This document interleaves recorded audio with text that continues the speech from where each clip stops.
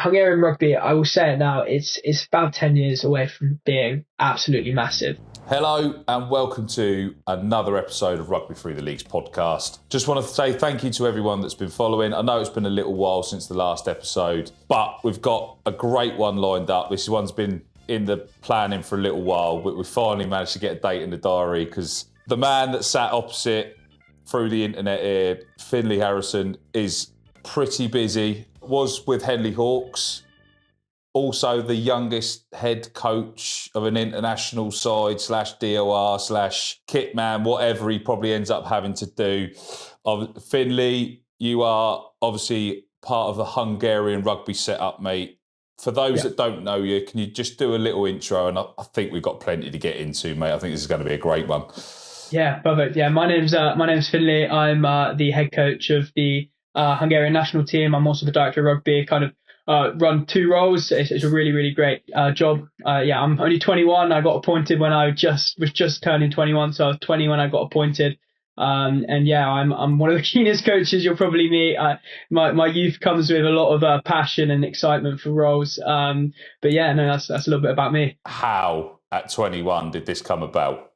Yeah. So to be fair, I've been very lucky over my space. So I played rugby until I was 18. And as most coaches, an injury stopped me playing. I really badly did my shoulder, and it's kind of been a ongoing problem. And I didn't want to step away from rugby. I'm so passionate about it. I've been inside Gloucester's Academy, and I just knew that rugby was the environment for me from a very, very young age. And when I left having to play, I just knew I wanted to get straight into coaching, and kind of one role led to another. I was lucky enough to go work at Ipswich School and work under people like Jacob Ford, and then from there I got to do some work at Bury St Edmunds as well.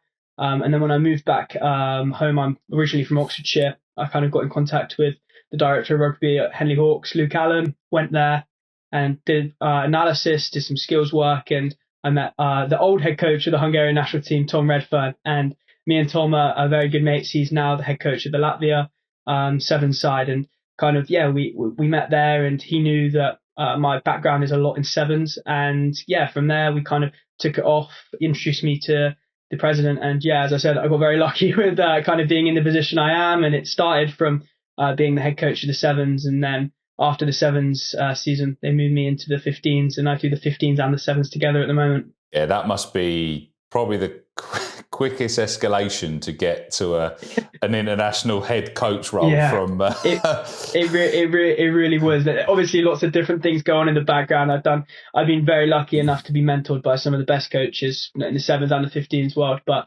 I know fully well that I'm very lucky, very privileged to be in the position I am. But I kind of want to continue to snatch it up, and I'm young. I know I'm not as experienced as other coaches, but what I lack in experience, I always bring in energy and eagerness to be the best people around. So, any Hungarian heritage, or is it just no, none at all? And wow. I think that was definitely a hard thing at the start, was trying to resonate with the boys. And kind of for me, I spent the first 2 months. We'll get into it a little bit, but I wanted to show the boys that I was trustworthy. You're not going to earn people's trust off the start, and not being Hungarian obviously came with that language barrier, but also kind of them being like, well, why are you telling me to be passionate about my own country when you're not from there? But kind of we're at a position now where they understand how much I love this country, and kind of how much I've really chucked myself into the whole way of Hungarian life, but also just kind of respecting their traditions, their cultures and everything. So did you sort of just go and balls deep, dive in, go and spend as much time as you physically could there to try and immerse yourself amongst it? Or because obviously as you said, it was sort of between two roles, obviously you were part of Henley Hawks, but have you had to try and do as much as you physically can in such a short space of time? How has that kind of worked? So when I first got appointed, I was working at the Henley College as well, and kind of it got to the point where when I got appointed, I kind of had a chat with my family and my girlfriend, and I was like, right, so this isn't a full-time role at the moment. This is just a freelance role. It's kind of see how the seventh season goes. And I decided to quit my role. to go and focus on the rugby. And Hungary flew me out for 2 weeks, and I stayed out in Budapest for 2 weeks, and I got to experience their 15 side, kind of how their teams run. But I also got a lot of time to go and see different parts of Hungary. There's obviously Budapest is probably the most well known to everybody, but there's so many beautiful different parts of Hungary, and being able to go and experience that really helped my role to then when we got into the seventh season. It was a really quick transition. I got fully appointed in around May time, and then June was when the seventh season started. So I had a month to kind of really get everything sorted, kind of learn the Hungarian way, and I would lie if I said it wasn't a challenge, but it's a challenge that I've definitely learned from, and it's definitely put me in the situation. Luckily, we are moving into this seventh season. Oh, to be young as well, to be able to take that opportunity. Completely. Yeah, I'm not going back to work today. No, I was very lucky. My boss at the Henley College, his name's Josh Barlow. He was really supportive. He's a great guy. Wow. And he kind of understood that it was the role for me. And he was like, let's just go for it. So when people hear Hungary and rugby together, what should they understand straight away? Because obviously it's probably not, as we know, the game we love. Probably not on the top of everyone's list when they think of Hungary. What should they know and understand from when they hear those two together? Hungarian rugby is a growing sport out there, and I'll touch on the women's a little bit later. But the women's are in an absolutely amazing position. They're really pushing to go into the championship, and that's kind of where it's really over the past year grown. And Hungarian men's rugby has been a thing that's grown since around the 70s and the 80s, and they've been lucky enough to they've been ranked in the top 50, and kind of over time they've moved down in the 15s rankings, but as a rugby country, it's not very popular. There's handball out there, there's football, there's American football is very big out there as well as water polo. Like, they're the main sports, and trying to get that as a main sport in Hungary has been a challenge that I'm not the only person to try facing that. The coaches before, people may know Richie Williams, a very famous coach in the English world. He was the Hungarian head coach two before me, Wow. and he really threw himself at the job and tried getting it there. And we've really seen now the influx of the young players from there kind of moving in, but trying to get it a main sport with having a good pathway from under 18s is a challenge, but it's a challenge that I am so grateful that the people in Hungary are really tackling so well.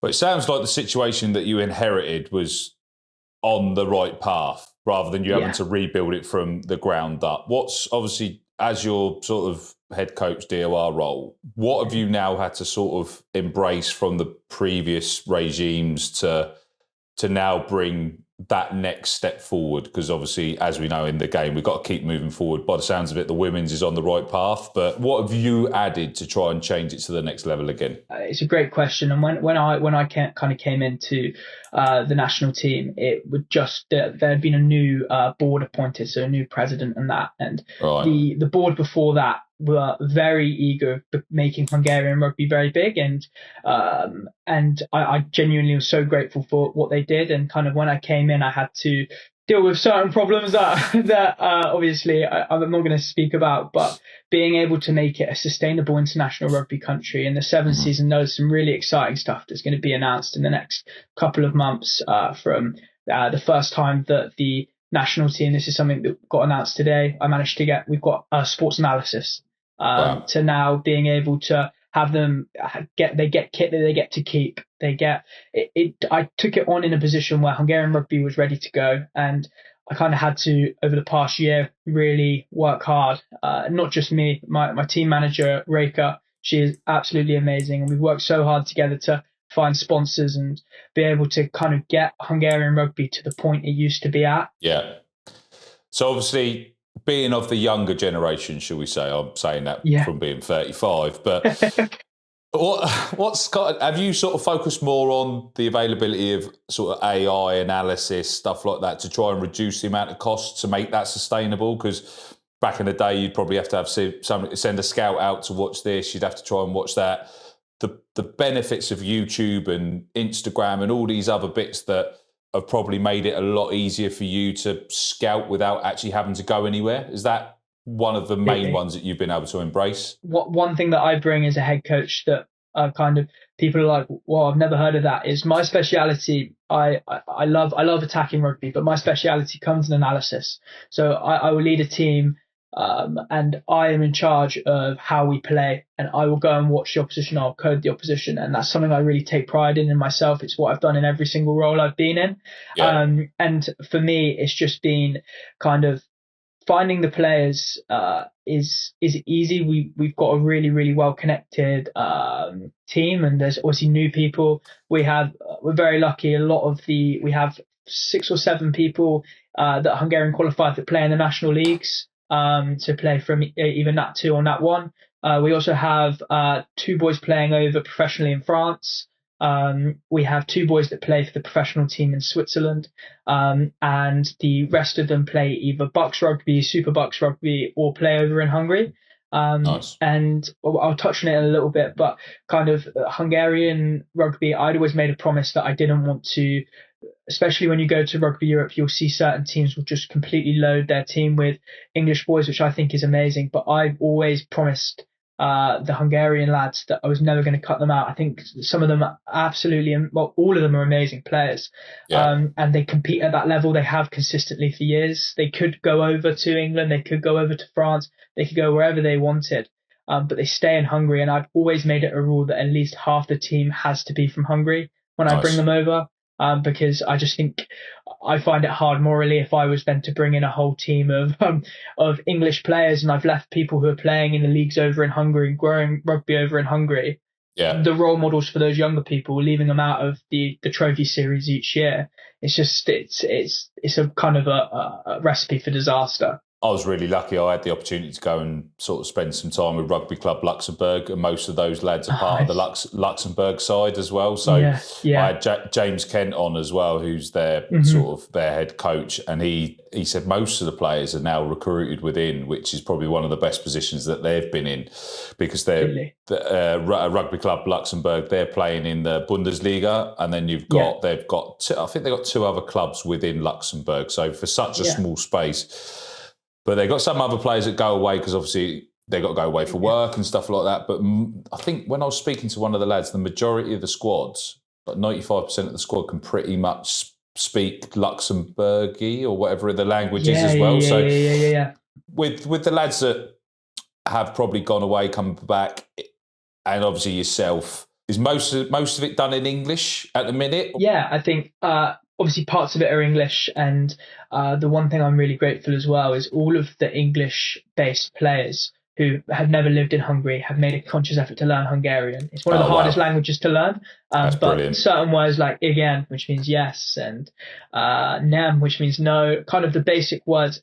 And what I like to do is I'll have my team talk for probably a minute, and then I let them speak in their language. And the English boys say as well is they may not be understanding exactly what they're saying, but they can feel it. The Hungarians are the most passionate human beings I've ever met, and it makes my job so easy. Whenever they put that shirt on, they will die for their country. And I'll touch on it a little bit later about these 2 players, the last trophy series, that kind of really summed up to me. It was an environment that I wanted to keep being a part of, but we let them do their stuff in Hungarian. A lot of the speaking on the pitch is in Hungarian. Obviously, when the English lads are playing as well, it's they understand the trigger words of like when to move it, and it also gives us kind of that advantage if you're playing against English players or you're playing against countries that don't understand Hungarian. When we're saying certain words in Hungarian, they're actually not able to clock on to what it means, and it's a very small tactical advantage. But it's a very big honor to be able to kind of them accept the I only speak English. They allow the team talk to be spoken in English. There are some people that don't understand English in there, and they'll just listen, and then they'll then do the talking in Hungarian. Half-time, especially in the 15s, I'll take a massive step back. I allow them to do their talking. They have 5 minutes of, we call it decompression, where they'll speak about what they want to speak about in Hungarian. It's their comfort language. It's what they understand. Maybe I'll have a chat with the English players whilst they're having that, or there'll be a Hungarian lad who understands English who'll be translating at the same time.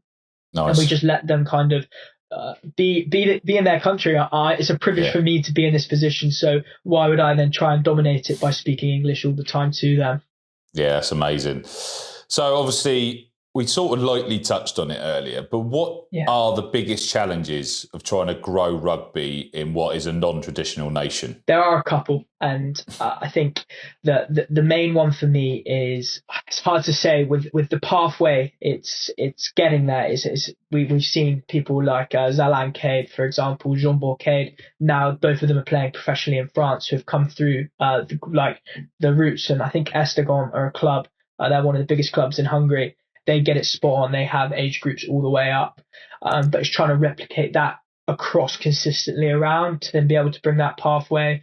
I've seen, and after speaking, it seems to be once people get to 16, they decide to take up rugby when they've either stopped football or they've kind of maybe stopped whatever sport they were playing.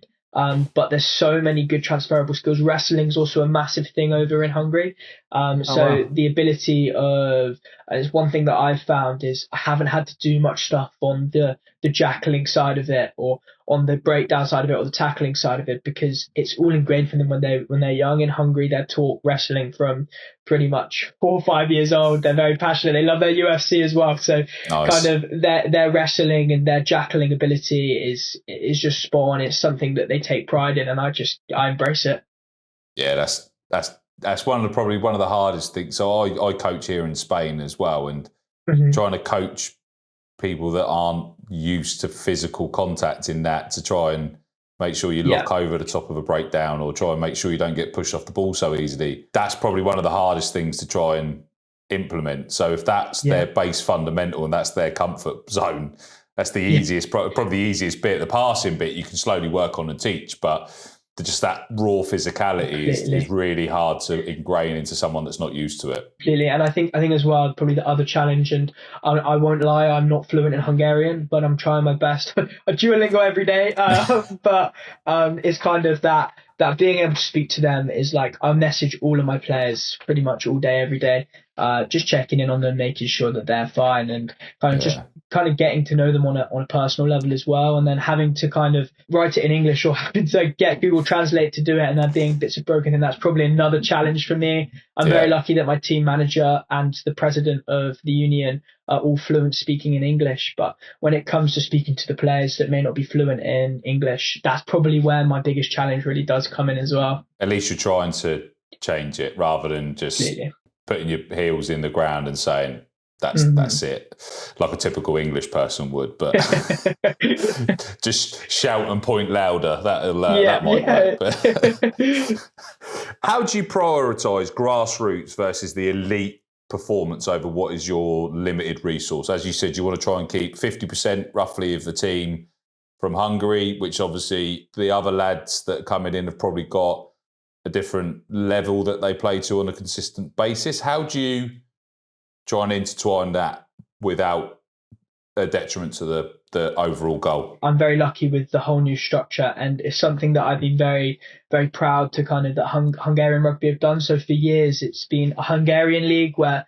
there's 12 teams or 10 teams in the Hungarian league competing, and the same 3 teams finishing on top, which is Esztergom, Hogafalk, and Budapest Exiles. And what they had then now done is they've moved them into something called the Extra League, which consists of 2 Austrian teams, 1 Serbian team, and 1 Slovenian team, I believe it is. So the people that were dominating their leagues as well, and they now don't play in their separate leagues. It's an international league. So that's been a massive point of talk in our kind of industry, is the fact now that they're being challenged against people constantly. Austria's 15s team are exceptional, and the fact that Esztergom, Budapest, Hogafalk get to go out and play against them is helping the players out. The young players is also helping the senior players out.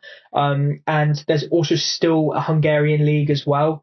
running at the same time. So I'm not going to lie, most of my team selection comes from those three teams. Yeah. But there was one that made their debut against Serbia, who came from the Hungarian league as well. So there's definitely the ability to kind of move from elite to grassroots. But we sat down, we came up with a really, really clear goal that we want to win.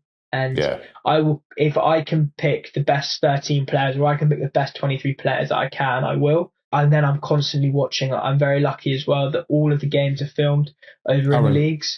So I'm there, I'm watching the games. I think I've had to tell everybody that Hungarian rugby, people see it as, it's not this, it's not that. It really is. That the quality is exceptional. I know that I could pick up pretty much every single person inside my 15s team, and definitely every single person in my 7s team, and drop them in the national leagues in England.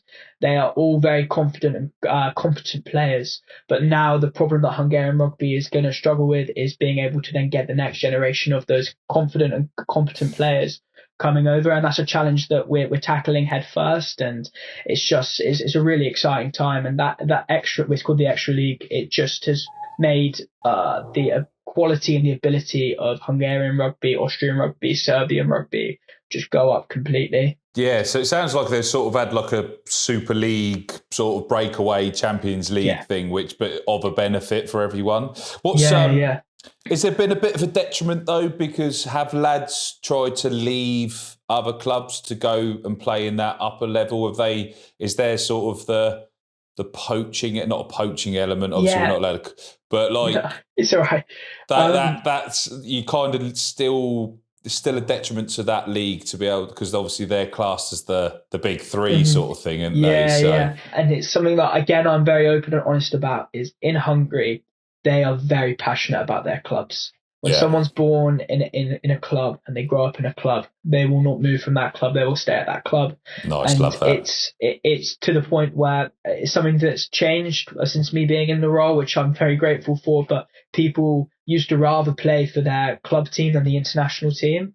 But that was not for the reason of they didn't want to play international rugby. That was the fact that they wanted to make sure their team had enough players to fill in and to play. Right. So kind of, it's that there are aspects of those better players then do move on to the big three, as you may call it. It's there is always going to be that aspect, but also at the same time is people will love and they'll die for their rugby club. And like the president of the Hungarian Rugby Union is with a team called Kecskemét, and they are in the Hungarian league, and there are boys there that would die for their team. And it's something that really separates Hungarian rugby from, I think, every single rugby club I've ever been a part of. Is you have that, people call it the brotherhood. They'll die for their team and that. But I always challenge them to be like, I completely agree, but wait until you see what Hungarian rugby is like, and that there is a proper brotherhood. They all live together. They all eat together.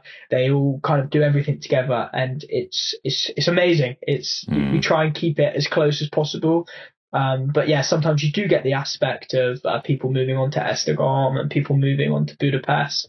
But at the same time is maybe after 3 or 4 years when they've played their best years, then they move back to those other clubs. So that kind of, it works a good and a bad, because obviously they'll be able to take that knowledge and back and help the long-term development. Is that kind of an unintentional progression for Hungarian rugby, that those players go back to their home clubs to help develop the future talent? Because obviously you got to find a way of getting that conveyor belt through. Of you don't want to keep dipping into expats or overseas players, because you kind of then lose the national identity. There's no growth in that sense as well. And you want to be able to have players that can have a home camp. They haven't got to worry about travelling. They haven't got all these other bits, because as we know, the game that we love, rugby, gets in its own way of trying to make money. And you probably found it really hard to find sponsors to start with. There was obviously probably a certain amount of people that are willing to put their hand straight in their pocket because it's their country. But that conveyor belt will only ever grow if those players are able to go back and impart that wisdom of being part of the national side or part of that upper echelon. Is that kind of one eye that you've got on it. It's obviously not an official party line, but one you're that, let's make sure that happens. No, completely. And it's not even just there. It's the players that go off and play in different countries where they come back, and nice. Like, people have the aspect of Hungarian rugby is like 2015 rugby or 2010 rugby, but it's actually it's 2025 rugby, 2026 rugby. They move the ball well. Obviously there's going to be higher leagues over in France and in England, but the quality is there. But what I do love is how people always help each other out, and it's kind of a case of like, I'll use a player called Moses. He plays for he played for one club and he also plays for Esztergom, and he is very passionate for both of the clubs. But he is so smart. He's been inside the national team and played club rugby for years, and he's always about looking after those younger players, making them better, and then bringing them on. And it's the same, I can say it for literally every single one of them. It's a very, with pretty much every player, there's one or two that potentially don't like the idea of new players coming in, but the rest of them absolutely love the idea of nurturing new players, bringing them on and making them better players. And it's exceptional. It's like no other environment I've seen. Is everyone wants the best for everybody, and everyone's like, let's do this, let's do that. I've seen this, let's try this. And it's just exceptional to be a part of, really. Yeah, it's amazing. So obviously, you've kind of got the DOR role, the head coach role. You've just obviously announced the analysis. You've got a team manager. Have you got other coaches part of your setup as well? And how do you develop other coaches within? Is there like a coaching development pathway for people to make themselves available down the line, or to sort of community rugby? Because obviously Gibraltar and Greece just got accepted. Yeah.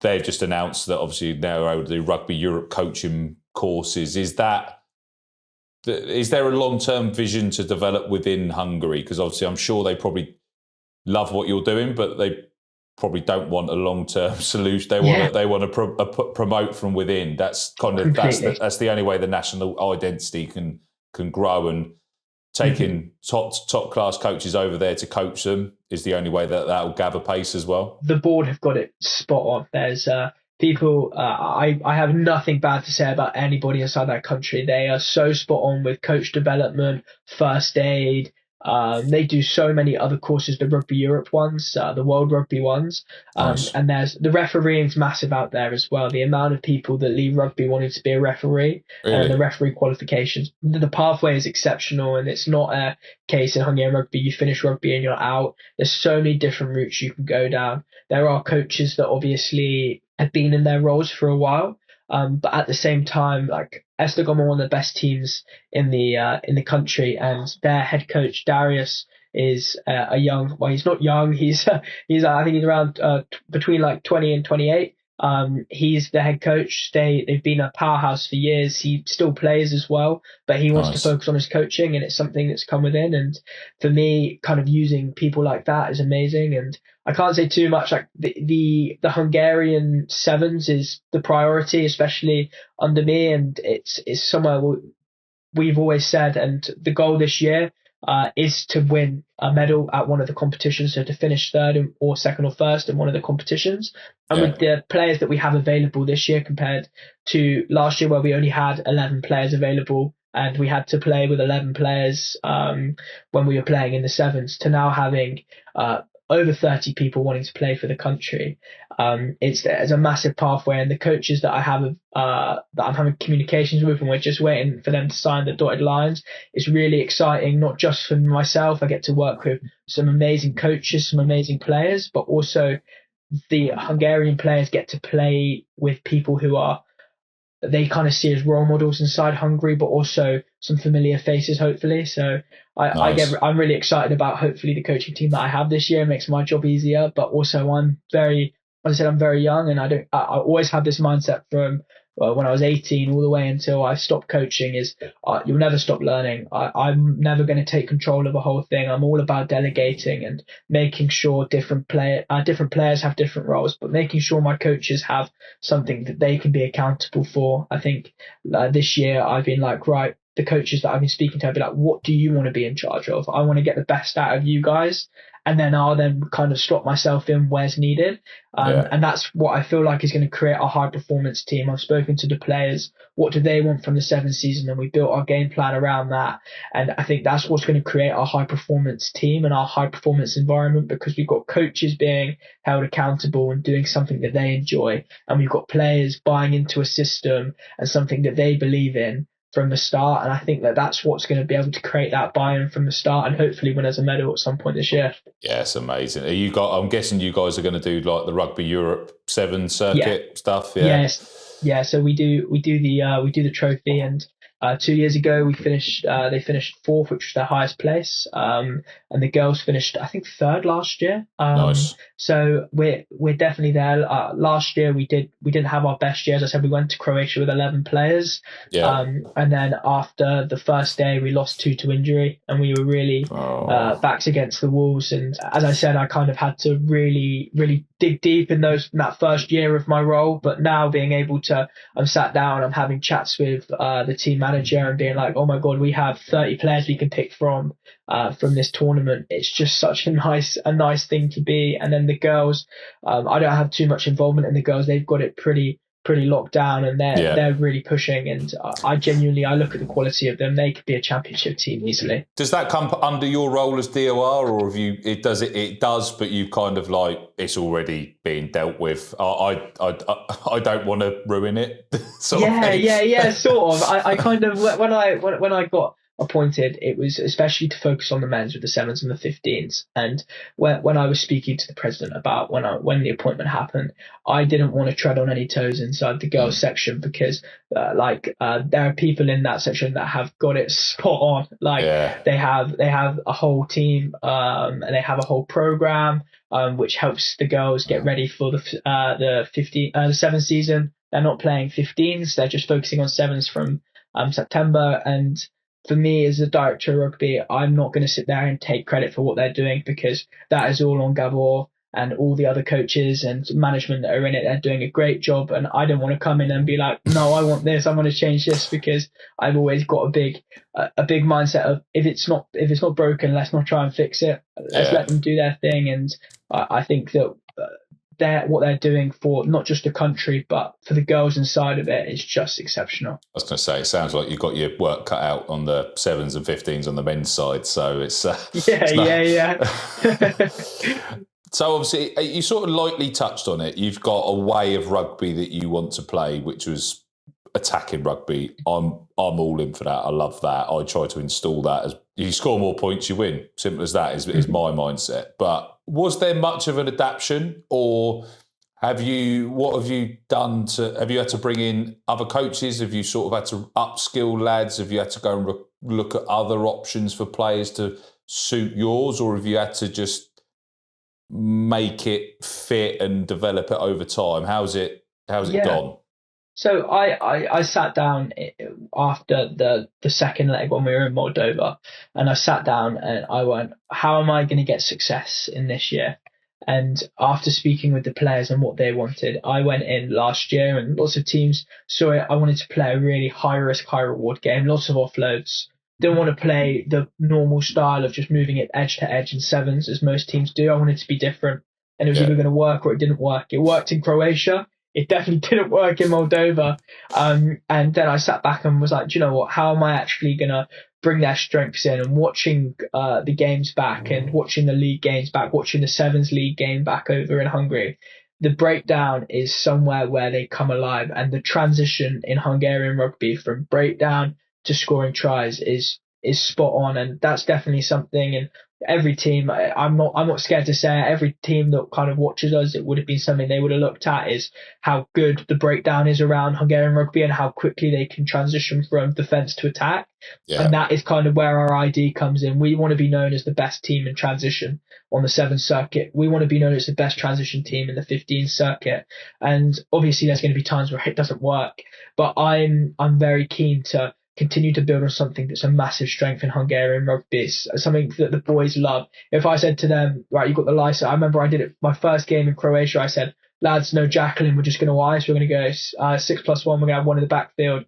And that there was me not being culturally aware. I don't know what the word was. I didn't really look into actually how they wanted to play, and you could see they really struggled. They had so many opportunities to go, and then they backed out. And I actually am very lucky for the people that I have. The senior players I have came down and were like, Finn, this is where we want to come alive, and we're like, right, let's do it. If the players want something, I'm not a coach with an ego. I'm very like, if you want to do this, let's do it. And that's why we've got it on really early on, is over the next probably 2-3 months, we'll install what our sevens game plan looks like, because at the end of the day, if we're doing exactly what they want, I can have boys who are excited to be on the ball, excited to defend, and want to put their body on the line as much as they already do for 14 minutes in intense heat, or 80 minutes in intense cold in like Slovenia. And kind of that's what the culture I wanted to create. I'm quite surprised to hear that, because like I've taken over a couple of roles, obviously not at international level, but one thing I always learn, even from business, was the first thing I'd do in a game or in a session was just let them play and then see what I saw and then try to rebuild. Whereas by the sounds of it, you went in and said, right, I just want to try and make sure we don't get scored against, but also then had to find out afterwards that was their super strength. So obviously that's probably one thing you probably wouldn't do again, but do you sort of think, hold on, I'd actually just let them play and then figure it out afterwards now? Is that one of the big takeaways that you can take from being a younger coach, as you say, and just say, yeah, I've probably got that one wrong? If I've done something wrong or I've got something wrong, I am not afraid to hold my hands up. And nice. I'm a big believer in not being a boss, but being a leader. Yeah. And being a leader, you respect someone so much more if I hold my hands up and go, lads, I got this wrong here. I should have done this. Yeah. But we're not going to dwell over it. How do we fix it?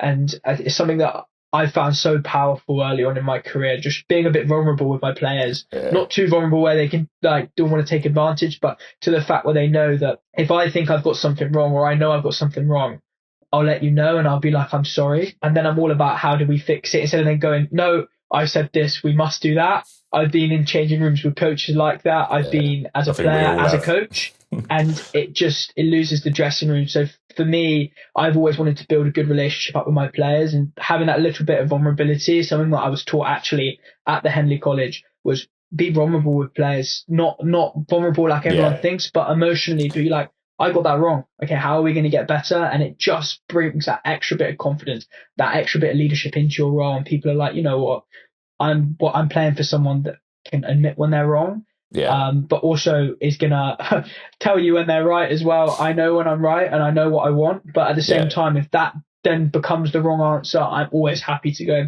I've got that wrong. Now, how do we get better? Yeah, great trait to have, mate. And it'll get better as you get older. Leading on from that then, what is your non-negotiable standards for the players and for the staff? Obviously, you've already sort of put your hands up and said that's where I am at. What do you instill, and what do the players also instill in themselves? What's the non-negotiables as part of the setup? People are like, non-negotiable people are like, you must have clean boots, you must do this. But at the end of the day, I've managed to move them. They're not fully amateur players anymore, but they're not professional rugby players. I can't tell them you must have this, you must have that. But there are 3 traits that I want inside a player, and that is passionate, accountable, and honest. Yeah, and nice. Those 3, if I can have that out of a player, they're my non-negotiables. I want someone that's passionate for playing for the country and kind of, well, in any role. I'm very lucky being a country, because normally when you associate a country, everyone wants to play for their country. Everyone loves their country. So the passion always comes, and I'm so grateful for that. The honesty is massive for me. I don't want someone to call me out in front of training and be like, Finn, we don't want to do this. Just have a word with me. I'm constantly having messages or WhatsApps with my players, and they're like, Finn, this happened on the weekend. Tell me, should we do this? Should we do that? And just helps my role out. And just accountability is just like, I'm going to hit the standard. We want to win. Like everyone knows we want to win a medal. I need to be accountable for that. How am I accountable? Everyone knows their roles. Everyone knows what they've got to do. And if everyone can stay accountable, passionate, and can be honest, we will create a high performance environment in ourselves. Nice.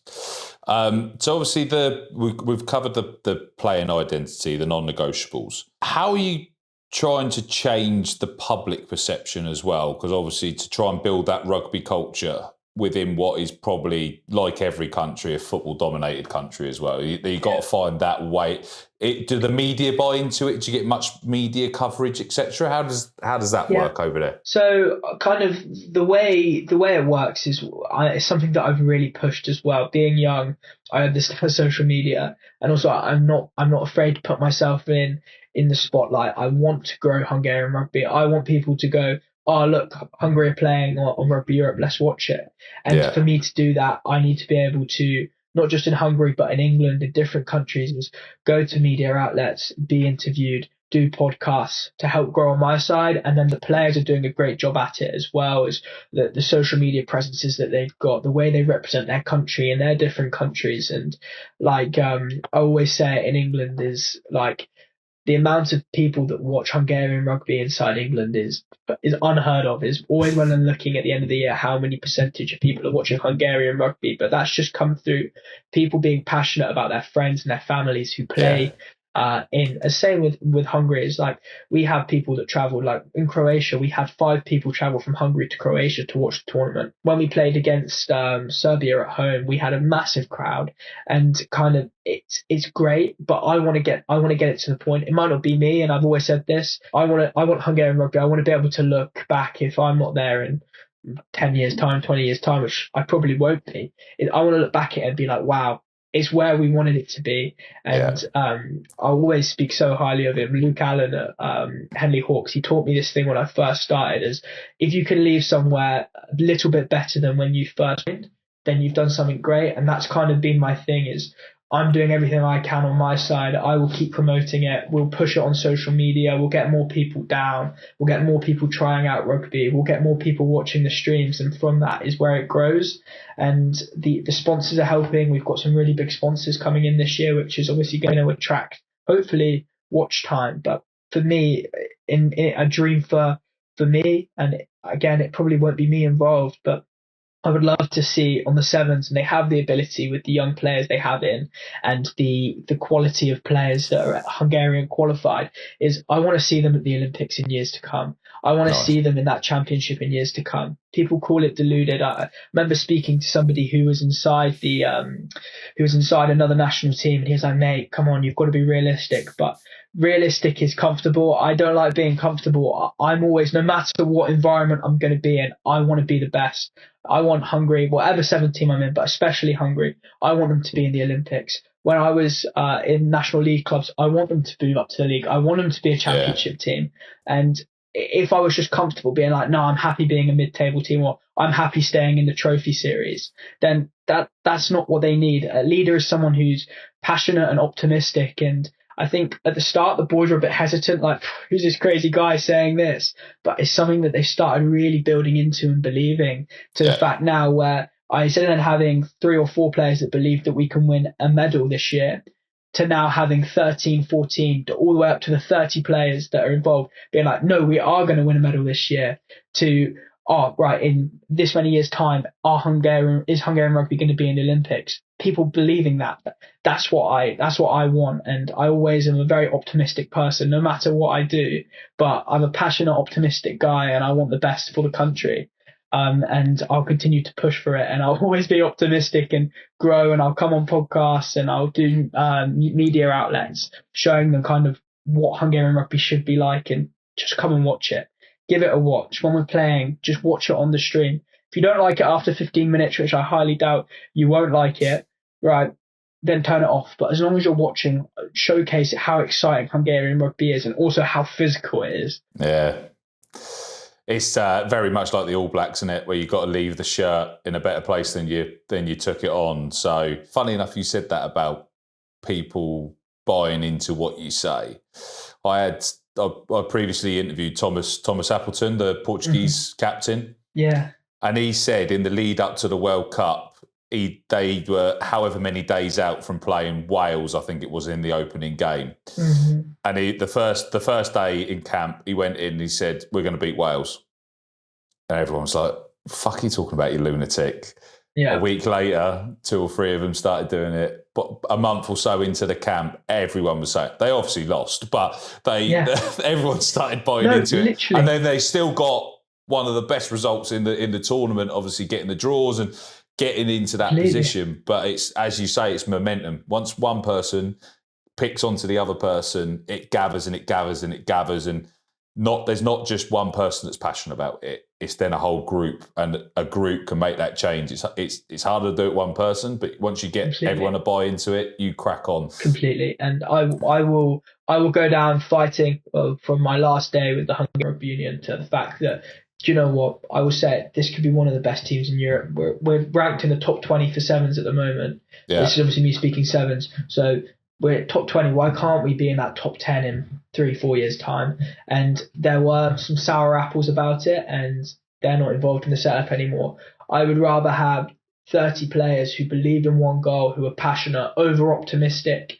Because if you believe in something so much, you'll make it happen. I'm a big believer in that. And I've got 30 boys who believe in that right now, and believe, even if we don't go out, I'll still be proud because it's been something we believed in, and it's just something they're passionate about. I get messages, people are excited about it. There's a buzz around Hungarian rugby. We've got boys wanting to get back into it, and nice. that for me, it's just exciting. And there's more media outlets wanting to interview Hungarian rugby players and Hungarian rugby coaches. There's more people wanting to have chats with people inside the union. It's Hungarian rugby. I will say it now. It's about 10 years away from being absolutely massive, and it has the ability, it has the players, it has the staff. Like how hard the staff work. I can name like Erica, Breaker, Powell, those three. There are so many more. They are the hardest working people I have ever met, and that is all because they're going for one cause. With the women, with the men, they all have one goal, and they're like, we're going to do this. And it's just such a good energy to be around. That's amazing, isn't it? There's so much, makes your job easier to try and be that optimistic when you got mood hoovers around that want to try and suck the joy out of everything and just happy for mediocre. You can't. You sometimes, even if they are the best player around or the best whatever, you've kind of just sometimes got to cut them loose because they will drag everyone else down with them. Right. So obviously, sevens waxing lyrical at the minute, mate. Obviously, real big targets. With the 15s in the Rugby Europe competitions, what do you think's the main gap between them and teams above or teams below? What bits do you think you've got to refine to take to the next step? What have you got to make sure you safeguard so you don't slip down the table at the sacrifice of sevens? Because a lot of nations are one or the other, and you don't want to fall into that model of I've had to sacrifice this for that.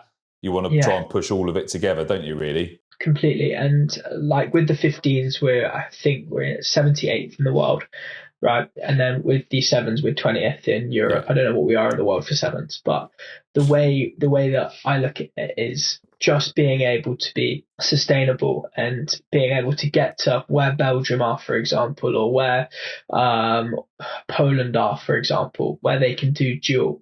But at the same time, it's just being able to go, right, we'll hold our hands up. We don't have the money compared to these countries. Yeah. They don't have a lot of money either. I'm not saying that they're absolutely minted. No. European rugby, there's not a lot of money. But the thing that will help us get there is being able to fly the free French players out to come and play in the national team, as well as the English boys, as well as the 2 lads that play in Australia, etc. Being able to bring those boys in to potentially not fill gaps, but to increase the skill level. But when you've got boys that are full-time in France anyway, not even England can get players that are full-time in France. And then with the English players, the Spanish team, obviously I did the November internationals. I'm going to the Rugby Europe Championships as well. I'm going to Amsterdam in 2 weeks' time for the Netherlands against Spain as well to sort of do a bit of media around it. But Joe Merkler playing for Toulouse turns up, does one game against England A, then disappears again, and you get sign off for a certain period of time, and it's killer. It's trying to generate players within as well. That's the key bit. Like as we said earlier, like you've got to get that experience out to try and keep them within arm's reach to say, actually, you don't need to go to France. You can stay here and do the same sort of model. completely. And the Hungarian players that are based in England, the ones that qualify are either at very well paid Hungarian, very well paid National League clubs, very well paid other clubs, maybe regional leagues, to the fact they're like, right, okay, I would love to play for my country, but I can't afford it. And we'll pay for their flights, we'll give them care, we'll give them food. But sometimes it's like, oh, I can't take 4 days off work. I'm a big believer. They need to have their life. They're not full-time athletes. So me saying, right, we're going to do a 1 week training camp before a game against Serbia just isn't fair. Serbia were able to do it, and other countries are able to do it because they have either full-time coaches, or they have players that are full-time, or they have a big sponsor that's happy to cover their wages. But Hungarian rugby at this moment aren't at that point, and we're happy to say that. And we compete against teams when we're not in that position.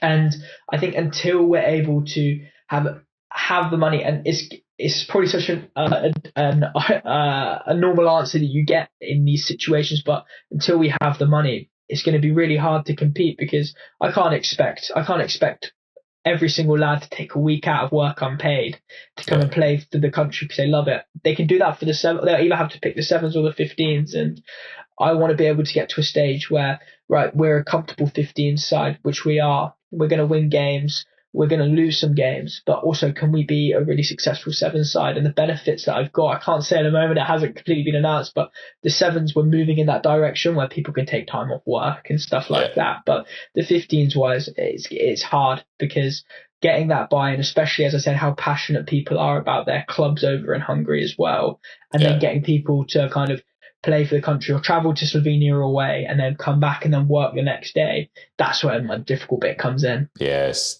It's that fine margins. So I think this pretty much answers my next question. Is promotion a realistic goal, or is it all about consolidate at the 15s level? We know that you're balls deep for 7s at the minute, but 15s, is it, if it happens, brilliant. But realistically, you've just got to stay in your own lane while you develop all the other bits around it. The playing is going to be a factor of what I'm doing off the pitch, and I'm a big believer that Hungarian rugby we can push. And I'm never going to stay in a role where I'm going to stay in this position, or I want to get demoted. I want to push Hungarian rugby on to the most I can. And we lost to Serbia, and we did lose to Slovenia by like 3 points. So it's going to be hard for us to go above this year. But that doesn't say that we can't do it next year. We've got so many boys, and I hate just saying the 7s is the goal, because it's not, because that counts out so many players for the 15s. The front row is a lad called Jude who plays over in England, who travels from England to Hungary to come play in the 15s. He is absolutely amazing. He is one of the best scrummagers I've seen. He'll turn someone inside out. But if I said to him, right, we're already focusing on the 7s, that's not fair on him. No. I want to be the best 15s team as well as the best 7s team, and I will put every single second of my spare time into making it a better country and to making it a successful rugby team, or more successful. It is successful at the moment, and I'm lucky I have a great employer as well. The company I work for are amazing, and I use all my annual leave for my time out in Hungary, as much to my girlfriend's dislike. But we get her out there, and she comes to different countries. But it's being able for me to have that balance, but also for me to go. We are going on for the 15s. We do want to get promoted, because if we're not ambitious, we're just going to continue to move down and down and down. Hungarian rugby was once ranked 48th in the world. So how do we get back to that spot? Yes, the skill level has gone up massively since then, but at the same time, why can't we be there? Why can't in 3 years' time, if I'm in the role, if I'm not in the role, why can't Hungarian rugby be there? Because it has the players. It definitely has the players. It has the passion, it has the staff behind it. So what is it needs to be done? And that's what I'm figuring out at the moment. And it's a harder job than actually most people think. And I'm very passionate to get us to a position where we have the 7s who are absolutely flying. Maybe that's something that I focus on, as where my speciality comes. And then I overlook the 15s, but I've got someone else helping with the 15s who can really go, I'm a wise head right here. I understand 15s, because again, I always hold my hands up. I know how rugby's played. I feel like I'm a very good rugby coach, but at the same time, having that experience as somebody who's been there and been able to do it consistently over years and years and years, doesn't go amiss with the boys as well. The boys would probably absolutely die to have a really experienced coach to go in the 15s as well and be like, this is exactly what we're doing. Because when we went to Slovenia, I didn't have any assistant coaches. It was just me. I was running around like a headless chicken. We were warming up. I was then doing scrum primers, and then we were going over. We're back doing high ball stuff, and kind of then having someone who can really focus on the 15s and I can help them, and then having me focus on the 7s. It would then kind of make Hungarian rugby in a really good position and keep people accountable to go, this is what I'm in charge of. Now let's make it really good. Nice, yeah, because when I was speaking to James Kent, he sort of got the same setup now within Luxembourg. He's obviously managed to get Jamie Cudmore over there as well, and adding some exceptional coaches there to help push that forward. But he inherited what was in a bit of a on a upturn, but also in a back turn at the same time. There was a few ups and downs, but they're starting to steady the ship. And it sounds like you've sort of inherited Hungary in that they want to upgrade, but still trying to purse string it as well. It's a fine balancing act. If you could change one thing tomorrow, what would it be? Apart from just a massive blank check that will get you whatever you want. Yeah, more pay would be great. No, I think for me, there's not too much I would change. I think for me, it would be probably having more buy-in from the uppers of the older players. I've definitely built that trust with the younger players and it's grown massively. But if I could change one thing, I would really want everybody to believe in this goal that I have.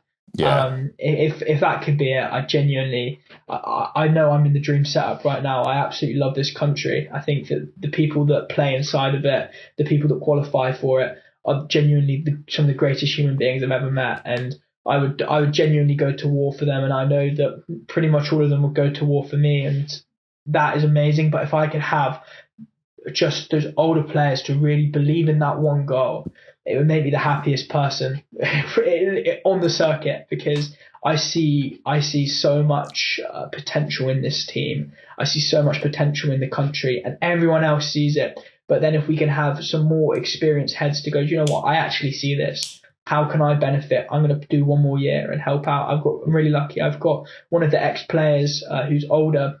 He's going to play. He's going to be a player coach. If I can have more players like that who really want to continue to grow Hungarian rugby with me and believe in this goal, that would be the one thing I would change.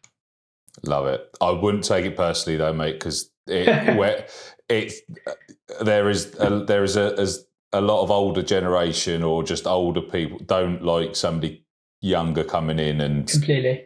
I've definitely learned that, but I've always ran to the point with them where. And with everybody, it's probably my biggest thing that I've held back is the moment people find out my age, they go, what are you doing telling me how to do this? And I'm a very big believer in, I'm passionate, right? I may not have that experience, but I want to listen to your ideas. I want to get to the position you want to get to. I know what I'm good at. I know what I'm not good at. So I'm going to continue to do what I'm good at. And let's get someone in. Or can you help me with what I'm not good at to make this country the best it can be? It will come. It's obviously just takes time.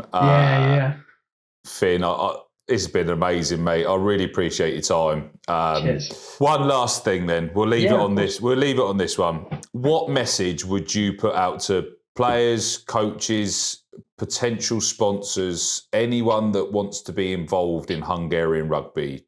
What is the biggest selling point and how do they get in contact with you? Completely. I think so. Just believe. I think if you're just somebody sat at home or if you're somebody sat in the boardroom, just believe in the goal. I think sponsors, you'll see what we have to offer, what we want from this country, and you'll want to be all over it. And for the players that potentially are Hungarian qualified, it's an amazing thing to be a part of. And I will continue to fight every single time for you guys to have the best experience, to you to have guys to have benefits. And I know the board and Reiki, the team manager, will do that as well. But I think if my last message to everybody who's watching this is just believe and getting behind Hungarian rugby. It would mean the world to me, but I know it would mean the world to the players as well. They put their body on the lines. I had two boys. One person played on a severed hip throughout the whole of last year in the Sevens tournament, but didn't want to drop out because he loves the country. That's how passionate these boys are, and they will continue to fight until their last breath. So all we ask is getting behind Hungarian rugby, show us some love, follow us on Instagram, follow us on Facebook, and let's get in behind and really show what Hungarian rugby can be. Love it. By the looks of it, you've got some decent stash there as well. So. Yes, I do. You can get to the airport as well now, which is great. Got to love a bit of stash. For everyone that's been watching, everyone that wants to know more, obviously, as Finlay said, we've got it Instagram, Facebook. This will be on every platform. Thank you so much for joining us, and make sure you drop a message to Finn, say everything that how good you've enjoyed this episode, and go and share the love with Hungarian rugby. For us as well at Rugby TTL, make sure you like, subscribe, follow, all of that good gubbins. We are still here. We're not going anywhere. We're going to try and spread more of the word about Rugby Europe and every other bit that we get to cover. Thank you for joining us. It's another week. It's another one done, and we'll see you next time.